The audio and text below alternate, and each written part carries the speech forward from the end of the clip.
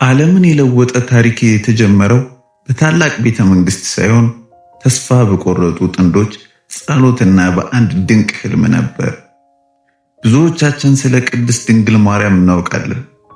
ነገር ግን ከመጽሐፍ ቅዱስ ገጾች ባሻገር ያሉትንና በታሪክ ድርሳናት የተመዘገቡትን አስገራሚ ሚስጥራት ስንቶቻችን እናውቃለን? ዛሬ ከልደቷ ጀምሮ እስከ መስቀሉ ስር ያለውን ባጭሩ እናያለን። የድንግል ማርያም አባት ቅዱስ ኢያቄም በሰዎች ዘንድ ልጅ የለም ተብሎ ይናቅ ነበር። አንድ ቀን ኢያቄም ወደ ተራራ ሄዶ በጾም ላይ ሳለ አንድ ህልም አየ። 7 ነጫጭ እርግቦች ከሰማይ ወርደው በሚስቱ በሐና ማኅፀን ላይ ሲያርፉ ተመለከተ። ይህ በቤተ ክርስቲያን ትውፊት የምስራች ተብሎ የሚታወቅና ዓለምን የሚቀይር ንጽሕት ፍጥረት መፈጠሯን የሚያበስር ነበር። ግንቦት 1 ቀን የሰው ዘንድ ሁሉ ኩራት የሆነችው ማርያም ተወለደች። ማርያም ገና በ3 ዓመቷ ወደ ቤተ መቅደስ ገባች። እዚህ ጋር ነው ብዙዎች የማያውቁት ታሪክ የሚጀምረው። ለ12 ዓመታት በቤተ መቅደስ ስትኖር ምድራዊ ሳይሆን ከሰማይ መላእክት እጅ የሚመጣላትን ሰማያዊ ስንቅ ስትመገብ ነበር። በተጨማሪ ለቤተ መቅደሱ መጋረጃ የሚሆን የሐርና የወርቅ ክር በመፍተልና በመስፋት እጅግ የተዋጣላት ነበረች። ይህ ትህትናዋና ታታሪነቷ ነው ለአምላክ እናትነት ያስመረጣት ትልቁ ሚስጥር።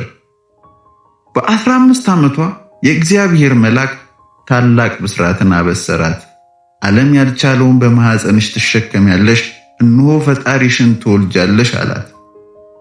ማርያም ግን በፍጹም ትህትና እኔ ይህ እንዴት ይሆንልኛል አለች። ከዚህ ታላቅ ብስራት በኋላ ግን የማርያም ሕይወት በመከራ የተሞላ ሆነ።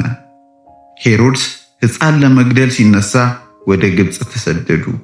በዚያ በቃጠሎ በረሃ ውስጥ ግን ተአምራቶች ተፈጠሩ።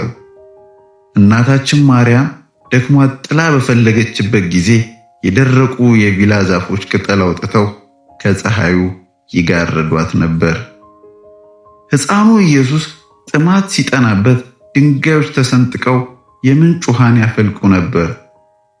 ማርያም አምላክን የታቀፈች እናት ብቻ ሳትሆን የመከራውም ተካፋይ ነበረች።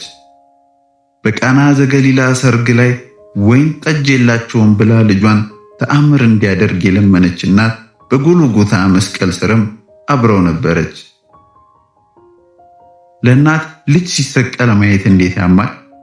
በልቧ ውስጥ ሰይፍ ሲያልፍ ለዓለም ድህነት የሚከፈለውን ዋጋ ታውቅ ነበር።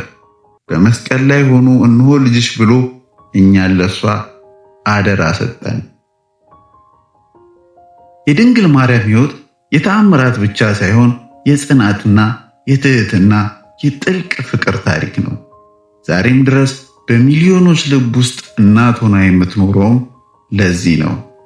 ማርያም ድንቅ እናት፣ የፈጣሪ እናት።